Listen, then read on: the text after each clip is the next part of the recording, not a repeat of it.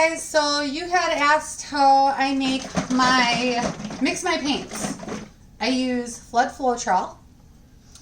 You can get it at any hardware store. Works really beautifully for a pouring medium. Thins out the paints really nicely. Doesn't compromise color. So I use 2 parts floetrol to 1 part paint. And these are 9-ounce cups. I put the floetrol in first because I find that then I get less color loss because the paint doesn't stick to the bottom of the cup. So I get more pigment. So I've learned how to just kind of eyeball it. But when I first started, I did put the paint in the cup first. So I'm using dioxazine purple, prism violet, cadmium orange. Ooh, might need to get some more of this.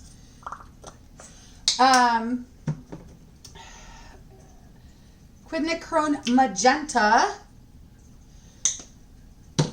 and cadmium yellow medium.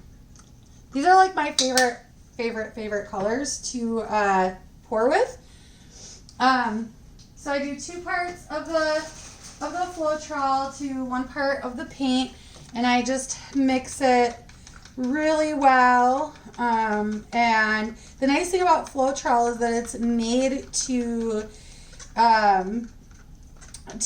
be used with pigments without compromising the paint or compromising the pigment.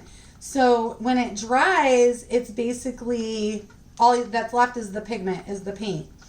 So it is a very good pouring medium, and it's a lot less expensive than Liquitex, and it thins out the paints better than Liquitex. So it works out really nicely in that way. So yeah, so I just mix it really well, and I make sure that I get it to this nice thin consistency. It's like warm honey. That's what you want.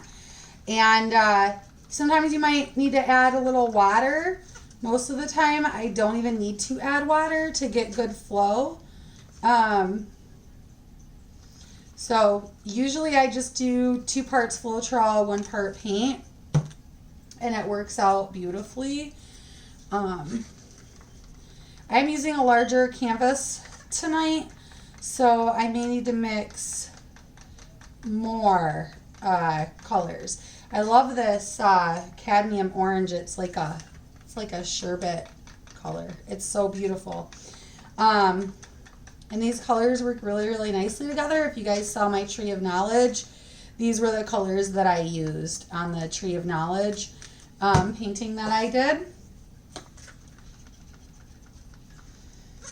So yeah, that's how I mix my paints.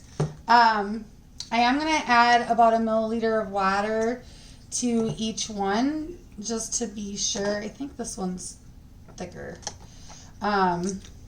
So maybe a little bit more in this one.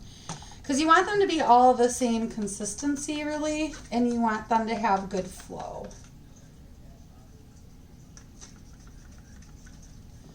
So you want to make sure that you do that. I'm not going to use any silicone in this pour. I want to see what happens. Typically, if you want cells, you would put in a couple drops of silicone.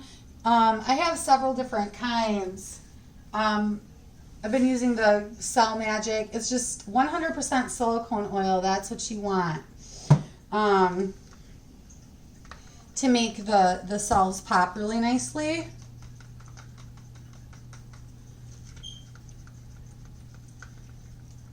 So yeah, this one's really quite thin already. So I don't think I'm going to put any water in that one. See how the yellow turned out here.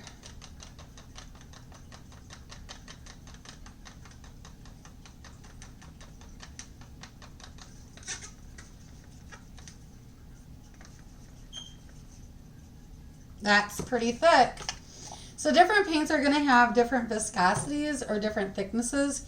And so that's the whole point of using the water. Make sure that you use distilled water though. If you use city water or well water, there are impurities and minerals in it, and it will make your paints go muddy, and it will mess with your paints. So make sure you use distilled water. You don't want to just use tap water. I made that mistake when I first started, and it did not turn out well at all. I'm actually going to mix up some more of the Diox purple because I think I'm going to flood my canvas with the Diox purple as a base coat this time and see kind of like what happens with that. So we'll see what happens. Happy painting.